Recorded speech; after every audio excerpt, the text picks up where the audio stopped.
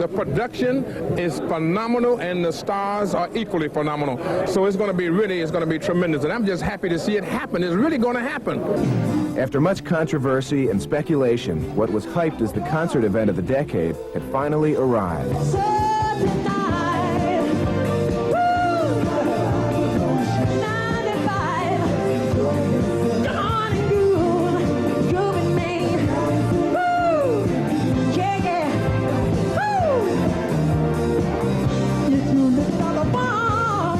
The first show in Kansas City set the stage for the rest of the Victory Tour. 137,000 tickets were sold out in 2 days.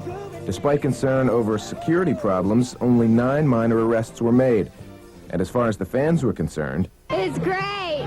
Fantastic. I'm from South Carolina originally, but this is the greatest thing I've ever seen in Kansas City. I wish I could go every night. It's great. The critics, on the other hand, saw things differently. I thought as the show wore on, there was a little too much reliance on the high tech. I thought this show proved beyond any doubt that Michael Jackson is the true superstar, the Jacksons, and the only one. I found the concert a bit disappointing, actually. I found it rather flat. And for the moment, promoter Chuck Sullivan was pleased as he looked ahead on the road to victory. It was an extraordinary performance, and one which I think will bring a lot of enjoyment to Americans this summer throughout the country. But throughout the country, more controversy was brewing about ticket sales. That story in our next report. Seats for the Jacksons' Victory Tour were the hottest tickets of the year, but the controversy surrounding the ticket policy was even hotter. Originally, there was only one way to get a ticket, through the mail. Jackson's fans were instructed to fill out ticket coupons found in their local newspapers and send it along with a U.S. postal money order in a specific sized envelope. The Jacksons had insisted that they wanted to make things as fair as possible for their fans. And they didn't want fans, if a fan heard that a concert was going on sale in Kansas City and lived 150 miles from Kansas City, they didn't want that fan to have to jump into a car, try to get to Kansas City, and only to discover that somebody who lived right next to the box office had managed to get the last ticket. So they insisted with their promoter that tickets be put on sale via mail order.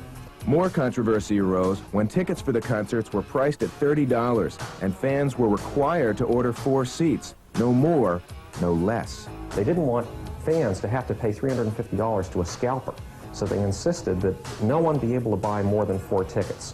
Well, the promoter looked at these requirements and he made a few changes. Instead of a maximum of 4 tickets, he turned it into a minimum of 4 tickets. Well, a minimum of 4 tickets meant that suddenly you had to have $120 in order to buy Jackson tickets. After all of this, it was up to a computer to randomly decide which fans would actually see the show. The rest would have their money orders returned to them in 4 to 6 weeks. I think that they made a big mistake with that. I think of all the things that happened, really, that was the one that hurt them the most because it was the one that affected the public directly. And what had been designed to provide convenience for the Jacksons fans suddenly became a tremendous obstacle in the path of the fans. A lot of people are having trouble getting tickets. The other day I got a letter from a fan in Texas named LaDonna Jones. She'd been saving her money from odd jobs to buy tickets. But with the current tour system, she'd have to buy 4 tickets. And she couldn't afford that. So we've asked our promoter to work out a new way of distributing tickets, a way that no longer require a money order. I've asked our promoter to end the mail order ticket system as soon as possible so that no one will pay money unless they get a ticket. Then arrangements were made to have the tickets sold locally. Michael also set aside 400 tickets to each show to be distributed free to low-income groups. There was, however, no change in the ticket price. I can't blame the promoter for charging $30 across the country. I think that $30 was an appropriate price. You must understand, you get what you pay for. There would be no apologies as far as the price is concerned. The controversy continued throughout the tour as big names like Bruce Springsteen and Prince went on tour with lower-priced tickets. But as far as Don King was concerned, there was only one tour worth seeing. You really can't afford to miss this affordable pleasure. Coming up next hour, Michael goes to Hollywood. Is Michael Jackson. And the winner is Michael Jackson for Thriller.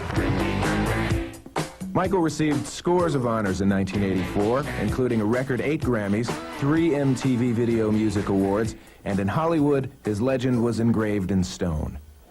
Ladies and gentlemen, good afternoon, and welcome to another Walk of Fame ceremony, and today honoring Michael, who? Jackson! Michaels was the 1,793rd star unveiled on Hollywood's Walk of Fame, joining idols like Charlie Chaplin and Walt Disney, and friends like Katharine Hepburn and Fred Astaire.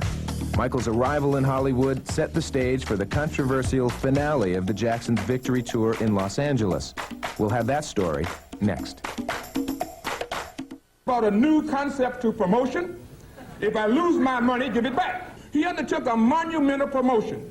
He's a big boy, he's educated, he understands what it's all about, and when you lose, you must lick your wounds and do just like anyone else, go to the next one. The behind-the-scenes problems that plagued the victory tour from the beginning followed the Jacksons to their climactic concerts in Los Angeles, where promoter Chuck Sullivan stopped payment on a Jackson check. Mr. Sullivan failed to produce the $24 million guarantee letter of credit.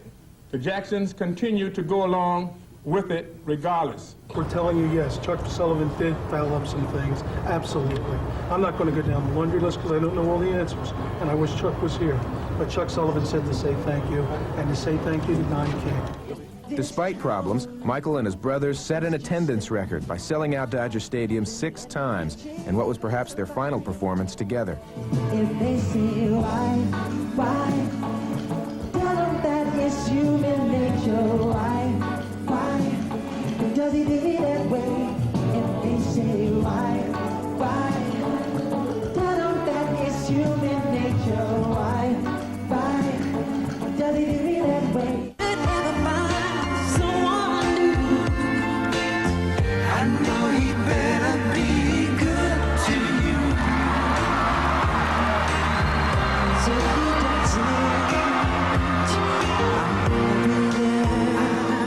For the first time in 8 years, the Jacksons reunited on stage for Motown's 25th anniversary special. A few months later, the rumors of a reunion tour culminated in a dramatic announcement at New York's Tavern on the Green. Let the word go forth to friend and foe alike that a great musical experience is about to take place in your hometown. Rest assured, this will be no ordinary concert. It will be a happening, an event, an extravaganza. And Pepsi's going to sponsor the Jacksons' National Reunion Tour early next year. But more than that, we're going to feature these fine young men in a brand new Pepsi advertising campaign. The tour will mean that the brothers are getting together once again and unite. And we're real close with each other and show the world that we can make everybody happy. The tour would not begin for nearly 7 months. And as we'll see next hour, Michael discovered his share of obstacles on the way to victory.